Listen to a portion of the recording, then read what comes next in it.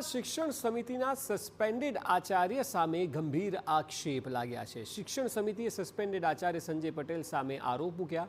સંજય પટેલ સામે લાખો રૂપિયા ચાઉ કરવાનો આરોપ છે। સરકારની સર્વ શિક્ષા અભિયાન હેઠળની ગ્રાન્ટ અંગત ઉપયોગ માટે વાપર્યાનો આક્ષેપ છે। 8 લાખની ગ્રાન્ટ બારોબાર વાપરી નાખી હોવાનો પણ આરોપ થઈ રહ્યો છે। અગાઉ મનપાની મંજૂરી વિના અનેક વખત વિદેશ ગયા હોવાનો પણ દાવો થયો હતો। સમિતિ આક્રમક પગલાં ભરે પહેલા જ સસ્પેન્ડેડ આચાર્યએ નાણાં જમા કરાવ્યા છે। સસ્પેન્શન નિયમ મુજબ આચાર્યને 70% પગાર ચૂકવાતા અનેક સવાલો ઉઠ્યા છે। સસ્પેન્ડ થયા બાદ ભાંડું ફૂટતા નાણાં ભરી દેતા સમિતિએ પોલીસ ફરિયાદ કરવાનું ટાળ્યું છે। શિક્ષણ સમિતિ દ્વારા હવે વ્યાજ વસૂલવા કવાયત શરૂ કરાઈ છે। તપાસમાં સંજય પટેલ સહયોગ ન આપી રહ્યા હોવાનો પણ દાવો કરાયો હતો। સમગ્ર મામલે શિક્ષણ સમિતિના પ્રમુખે પ્રતિક્રિયા આપી છે। સંજય પટેલ પાસપોર્ટ પણ જમા નથી કરાવી રહ્યા તેવું રાજેન્દ્ર કાપડિયા શિક્ષણ સમિતિનું કહેવું છે। 30 દિવસમાં તપાસમાં સહયોગ નહીં કરે તો ટર્મિનેટ કરાશે તેવું કહ્યું। રજા અને અભિયાનના અંદાજિત 3 લાખ આપવાના નીકળે છે। 8 મહિના મંજૂરી વગર નાણાં વાપર્યા તેનું વ્યાજ વસૂલવાની કવાયત પણ તેજ કરવામાં આવી છે।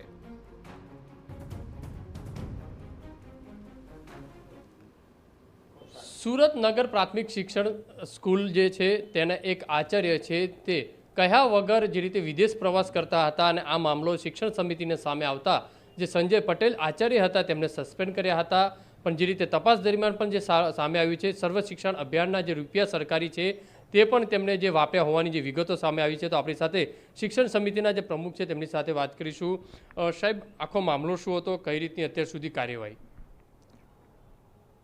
મારા ધ્યાનમાં આવ્યું હતું ત્યારે અને નિરીક્ષકોને સાથે લઈને સંજય પટેલ જે વિદેશ પ્રવાસ જતા હતા તેનું આખું ડિટેલ અમારી પાસે આવી હતી અને અમે તપાસ અર્થે સ્કૂલમાં ગયા હતા અને ત્યારે જાણવા મળ્યું હતું કે અવારનવાર આચાર્ય જે સંજય પટેલ એ શાળાના માસ્ટરમાં હાજરી પૂરીને વિદેશ પ્રવાસ ગયા હતા અને આને કારણે અમે સ્કૂલમાં તપાસ કરીને તાત્કાલિક ધોરણે સંજય પટેલને સસ્પેન્ડ કર્યા હતા। સર, જે રીતે તેમનો પગાર રૂપિયા લેવાના નીકળે છે સાથે સાથે સર્વ શિક્ષણ અભિયાનના જે લાખો રૂપિયા છે તે પણ તેમને વાપરી નાખે તો પોલીસ ફરિયાદ કેમ નહીં?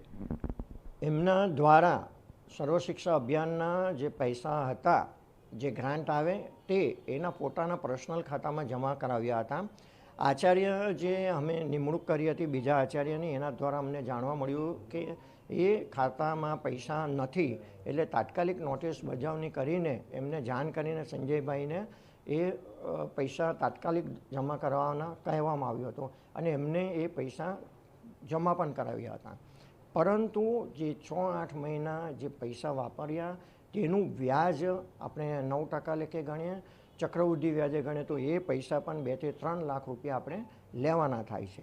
અવારનવાર તપાસ માટે એમને બોલાવવામાં આવ્યા છે અને પાસપોર્ટ રજૂ કરવાનું કહેવામાં આવ્યું છે પરંતુ ખોટા બહાના કાઢીને પાસપોર્ટ રજૂ કરતા નથી એને કારણે તપાસમાં વિલંબ થાય છે।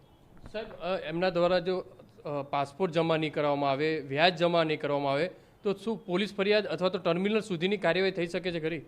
ચોક્કસ થઈ શકે। હજુ પણ અમે એમને 30 કે 40 દિવસનો સમય આપ્યો છે અને આ સમય દરમિયાન પણ જો તપાસમાં એ સહકાર ના આપશે, પાસપોર્ટ જમા ના કરાવશે તો ચોક્કસ કહી શકાય કે એમને ટર્મિનેટ પણ કરવામાં આવે।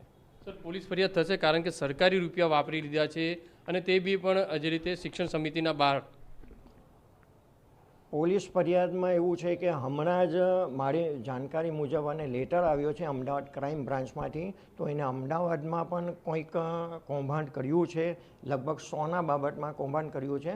અમે લેટર કરીને અમદાવાદ ક્રાઇમ બ્રાન્ચમાંથી એ માહિતી માંગી છે અને એ માહિતી આવ્યા પછી એના પર કોઈ પણ કાર્યવાહી કરી શકાય। જે રીતે શિક્ષણ સમિતિના પ્રમુખ કહી રહ્યા છે કે સંજય પટેલ છે તે એટલો માસ્ટર માઇન્ડ હતો, તે પોતે અહીંયા સ્કૂલમાં હાજરી પુરાવતો હતો અને પોતે વિદેશમાં ભણતો હતો, સાથે સાથે સર્વ શિક્ષણ અભિયાનના જે સરકારી ગ્રાન્ટ આવી હતી તે પણ પોતાના ખાતાની અંદર પર્સનલ જમા કરાવી અને તે પણ રૂપિયા હતા 8 થી 9 મહિના સુધી વાપર્યા હતા।